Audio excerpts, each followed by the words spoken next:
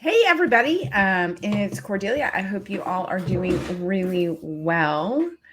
Tonight's show is about listings. So I'm going to give everybody a minute just to join and talk a little bit about why we need to keep studying listings and what happens. Why can't we just keep our listing from like a year ago and it's good, or our listing technique even.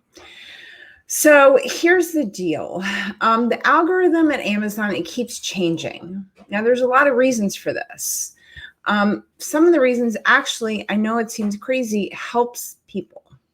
So helps sellers, because if the algorithm never changed, then everybody would learn how to beat the algorithm.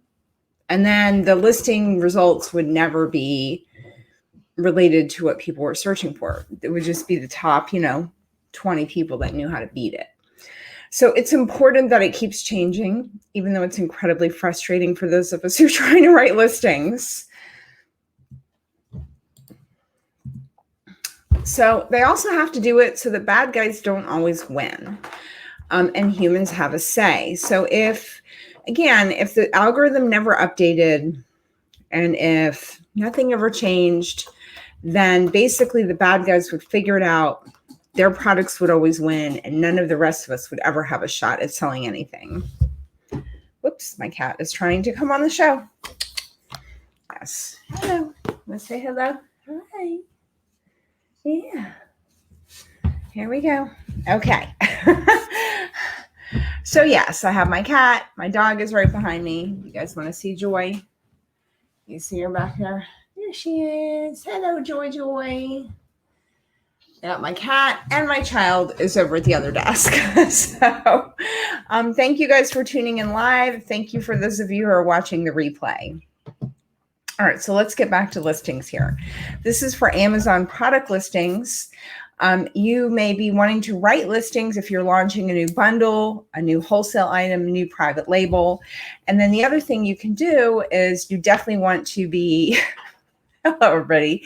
You definitely want to be going in and updating listings you've already written with new titles, new keywords, new bullets so that you keep it fresh. All right. So the thing about listings is that there's really no clear directions from Amazon. They don't tell us when they change the algorithm. They don't come out and say, hey, everybody, that thing you've been doing for the last 2 years, it doesn't work anymore. Here's the new way to write listings. That would be so nice if they did that. Wouldn't it be nice? It would be super nice, but they don't do that. What they do instead is they just change it, and we all have to figure it out on our own. So it's really important, more than ever, I believe, that we stick together as sellers and help each other out. Whether you're in a mastermind, if you're in our community, if you're in other groups, it's really important to try to share that knowledge and help other people with what you learn. I know that a lot of what I've learned about listings has been talking to other sellers. Some of it's some stuff I observed. So I'm going to tell you some stuff that I've learned, which may or may not work for you. So if it doesn't, I'd love to hear what does work for you. Please post in the comments. Let me hear your tricks and techniques, or just observations, really.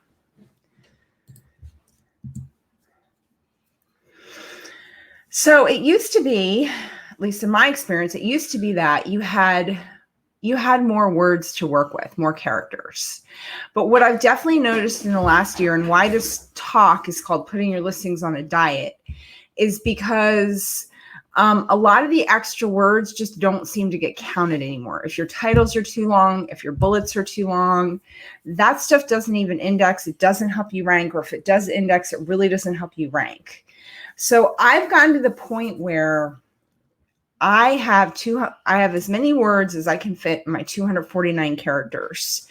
And those are my most important words for the listing. There's other terms be nice to index for, but I get it down to those top 30 words or whatever it ends up being, because what I've seen, what I've observed works. And what Amazon seller support has told me is that your words that are in your title need to also be in the back end if they're important. and that it's really dicey and questionable how the other stuff gets indexed. Now, there are things that do get indexed besides the back end and the title, and I'll talk about those in a minute, but your, like the keywords drop dead, you absolutely want your listing to be known for, you put in the title and the back end. What I used to do is I used to put, my words in the listing, and then I put like extra words in the back end. But now I don't do that anymore. I put extra words in the listing, like in the description, and my most important words are in the title and the back end. So you really have to put your keywords on a diet and get yourself down to those 249 characters, which just includes spaces in between the words. You don't need commas or anything like that. So every keyword that's important needs to be in the back end. So if your title, this is another thing I didn't used to do. If your title, let's say you're creating a product for M&M gift set. I don't suggest you use M&Ms. I'm just using that as an example because I have some M&Ms right here, which made me think of it. So what I would have done in the past when I taught the Amazon Listings Demystified class was I would have said, okay, M&M gift set are your first 3 title words. You don't need to put those anywhere else. But now, M&M gift set, if those are my most important words, those are the top 3 in the title and the first 3 in the back end, or at least in the back end. So you still want to keep your top 5 most important words in the title, and you want to keep your title concise.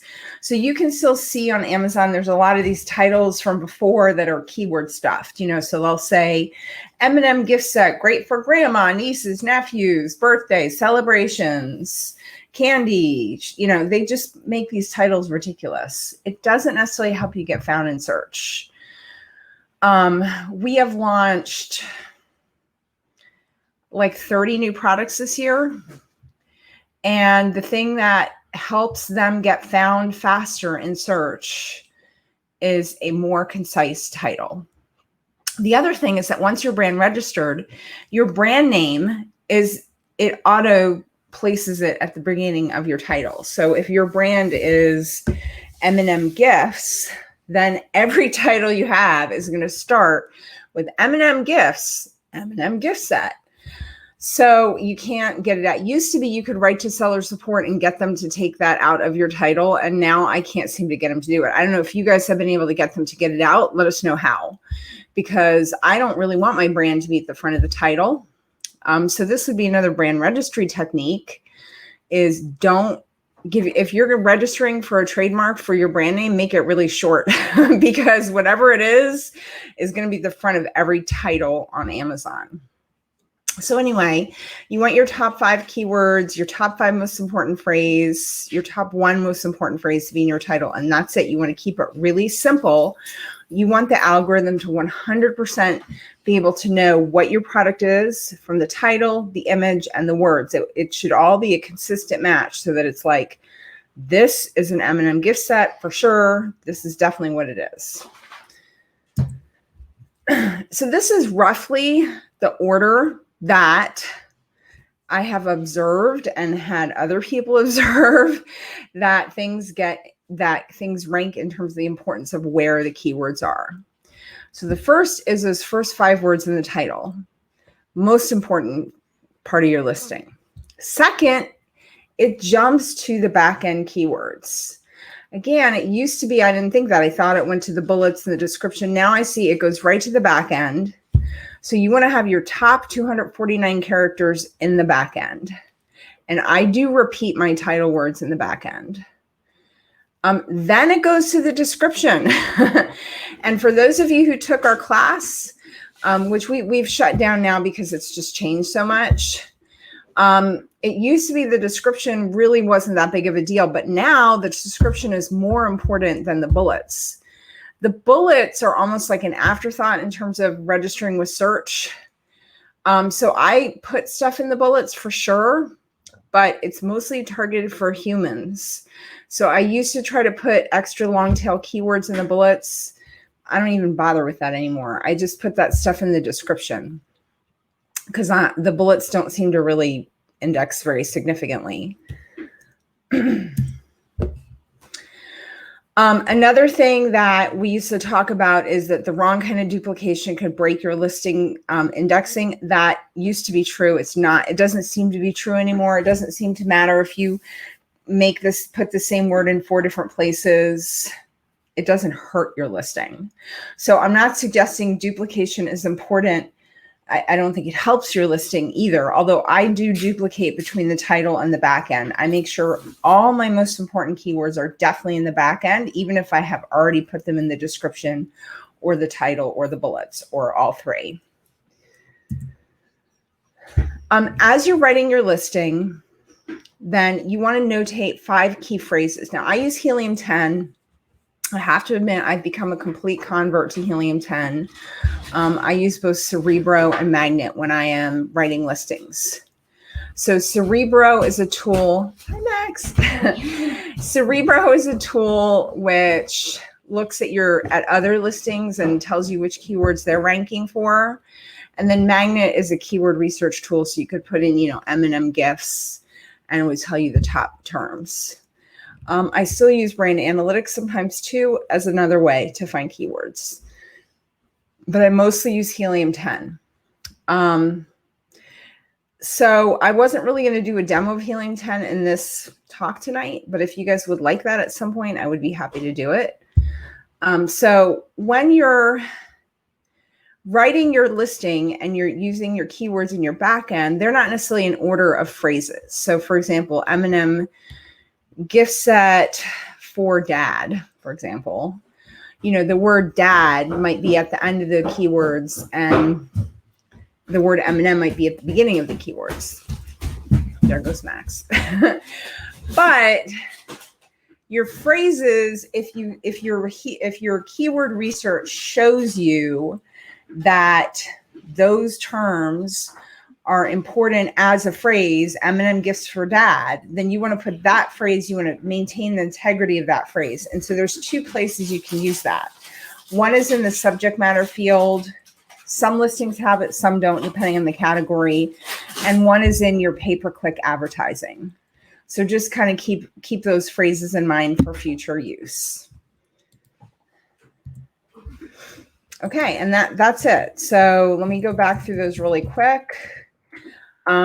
We need to work together. The algorithm keeps changing. We need to work together and just keep each other in the know when we discover stuff so that we all can be more successful.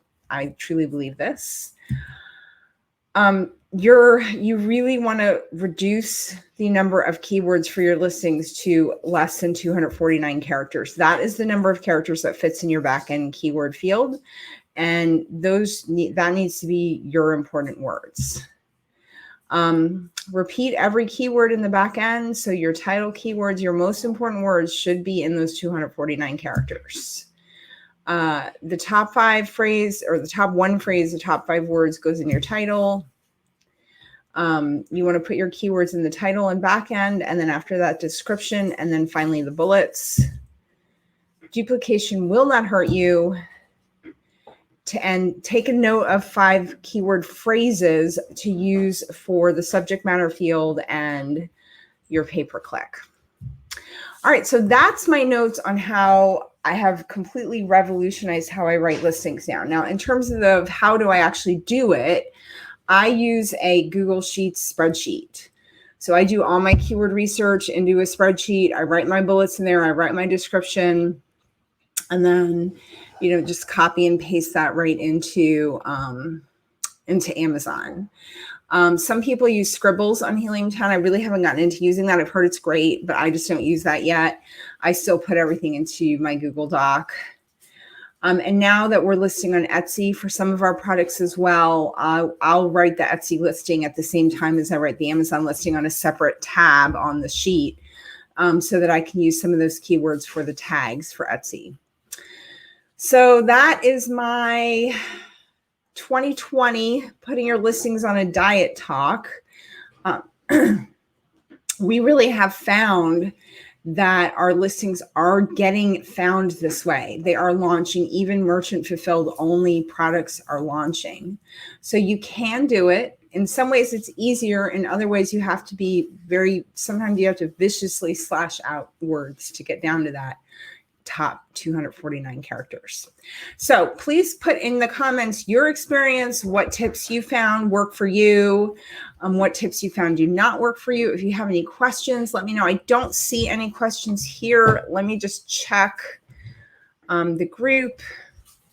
This interface keeps changing, and so I can't always see everything because they keep changing how they do everything on Facebook. So I'm just switching over to the group here if I can, so I can see if you guys posted any questions there. And it doesn't look like you did. So if you have any questions after you watch this on replay later, please post them in the comments. I will be happy to get back to you. I hope you guys have a great week. I hope you're all staying healthy and safe and sane and taking care of yourselves. Have a great night. Bye.